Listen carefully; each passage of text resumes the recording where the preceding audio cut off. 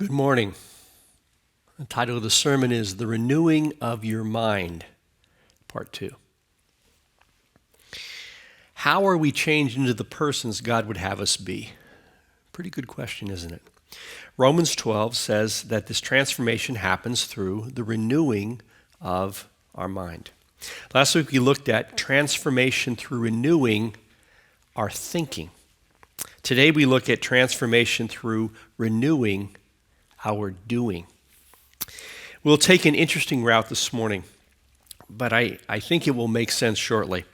I begin with some of the eulogy I shared on Thursday from the memorial service honoring the life of Ed Kiniston. The eulogy was built around two scriptures. The structure of the eulogy is built around the seasons of life that are presented in the familiar third chapter of Ecclesiastes. To everything and to everyone there are seasons, a time for every purpose under heaven, a time to be born and a time to die, a time to plant and a time to reap, and so on.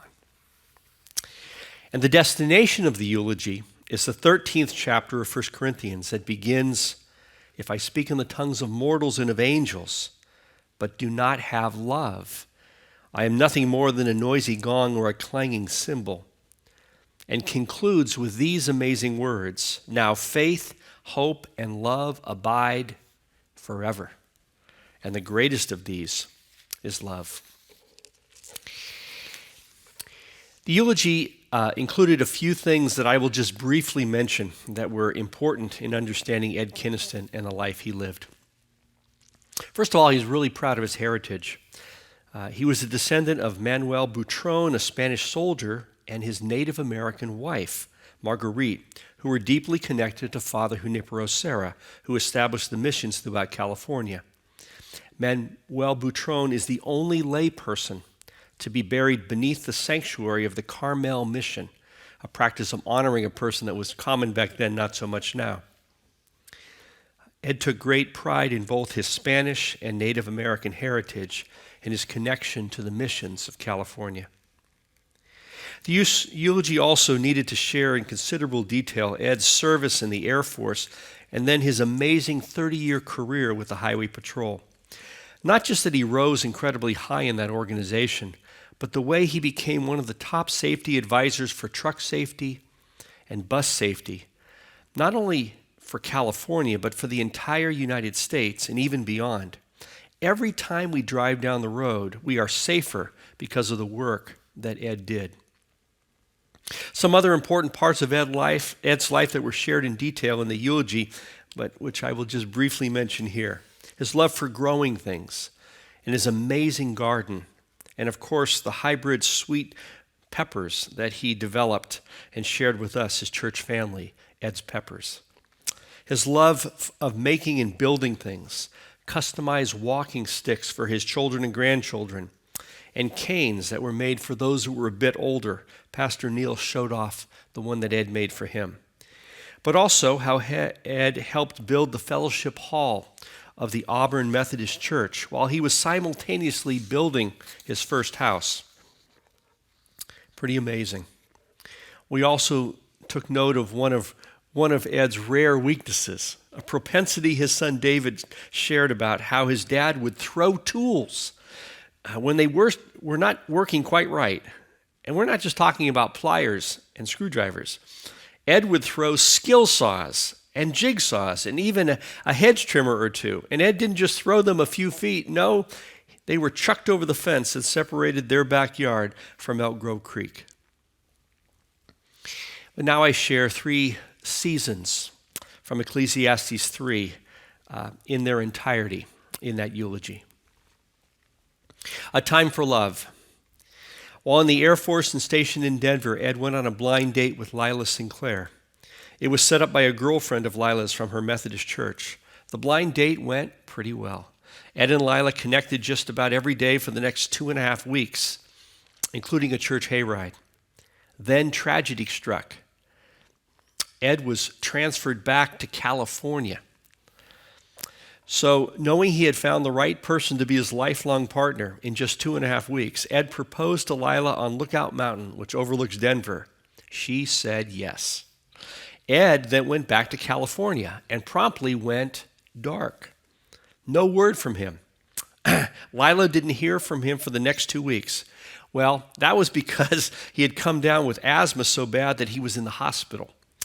She ultimately forgave him for not calling. They were married on October 12th, 1952 at Grant Avenue Methodist Church in Denver, the church that Lila grew up in. It was a marriage that would thrive for the next 67 years, a month and a half shy of their 68th anniversary, and would produce an amazing family.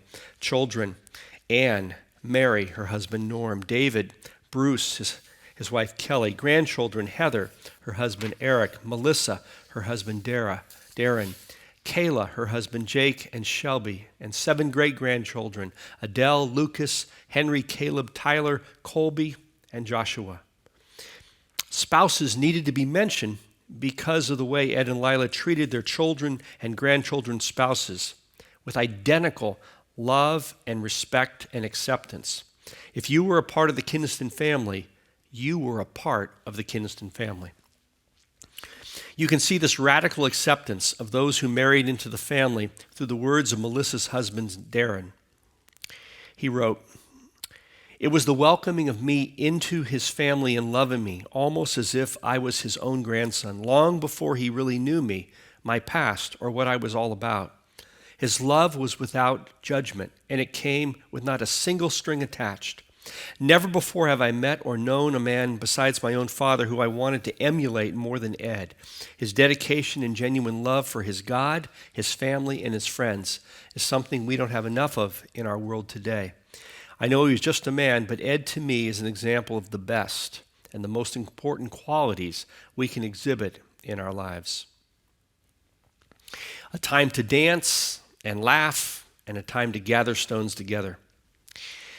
Family vacations were a tradition that ran deep in the Kiniston family. This included many camping trips, with Lake Tahoe being the most common destination. One that stood out to everyone was a vacation at Tahoe to celebrate Ed's 80th birthday, August of 2011. On the morning of his 80th birthday, Ed hiked with children, grandchildren, and great-grandchildren to Cascade Falls in the morning and Angora Lake in the afternoon. Last week in gathering with a big chunk of the Kiniston family in preparation for this day, when Ed's 80th birthday at Tahoe was lifted up, a beaming smile appeared on Lila's face. But as I looked around the circle, that same joyous, knowing smile was ubiquitous, embedded on every face in the room.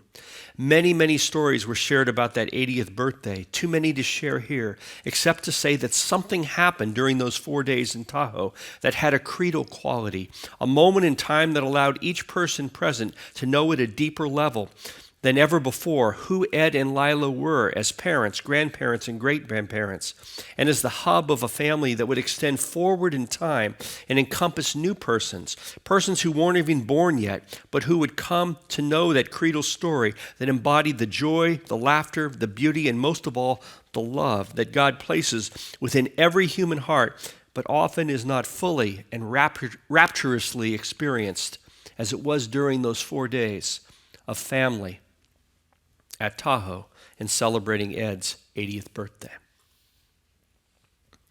A time to die. Ed knew that he wasn't going to live forever.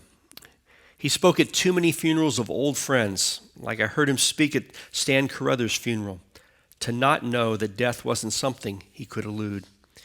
Over the last 2 years, there were little growing changes that began to show up in his seemingly indestructible physical body.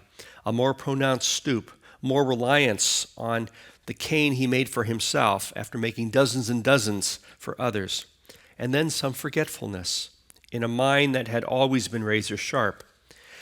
But Ed had a secret weapon, the gift of an embodied, integrated Christian faith, a faith that wasn't a short-lived fad, not just a short little season, but a faith that was nurtured throughout a lifetime by worship and communion and service and integrity, a faith that carefully observed the passing of many friends and church members. I know that we are living in a time when church brings up as many negatives as it does positives, yet for Ed and for Lila, They not only gave their best to God and their church, they also received the best from God and their church. I don't know if I've ever known two people more gracious on this planet than Ed and Lila, seeing the good in others and overlooking and forgiving the shortcomings. And the phrase, which is often used in the negative, is equally true in the positive. You reap what you sow. You reap what you sow. And Ed and Lila sowed love and faith, grace and gratitude with their family, with their church family, and with their entire community. And Ed and Lila have reaped love and faith, grace and gratitude from their family, their church family, and their entire community, and especially from God. And they did this together, a sort of oneness that many couples only dream of. In honor of their 60th anniversary, their granddaughter Heather, who's an amazingly gifted writer, wrote these words about her grandparents. I always think of Grandma and Grandpa as two halves of the same coin, always balancing each other out, always together. Home and garden, nurturing and exploration, hugs and stories. One in the yard, one in the kitchen. Two in their swivel chairs with Scotties on their laps. When I go to visit and one of them isn't home, something feels incomplete. Today, as we celebrate their 60 years of marriage, I am proud to be a part of this family they built, this amazing interconnected family unit. For if there's one thing they've shown all of us through our part of that 60 years, it is that family is the most enjoyable, the most thoughtful, the most humorous group of people around. Family is fun. Family is always prepared. Family is always full of honor and respect and love. Grandma and Grandpa are always there for us, and we know it because they are so consistent with their actions.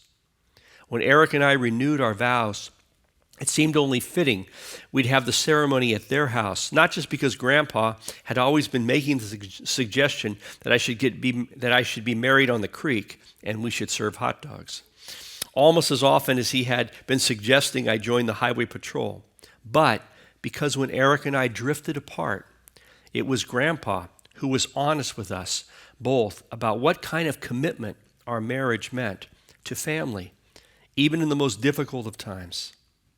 Grandma and Grandpa have been every bit the role models, the counselors, the models of faith and perseverance that Eric and I have needed as we've navigated the struggles of our own marriage. I have to believe that there was something unspoken, something godly, maybe even unknowable, that brought them together. We are also fortunate to be the beneficiaries of the commitment they've shown each other and of the way they put love into action for every one of us. That other scripture we read today, 1 Corinthians 13, says that much in life passes away, and that would include our physical bodies, but that there are three things that are eternal: faith, hope, and love.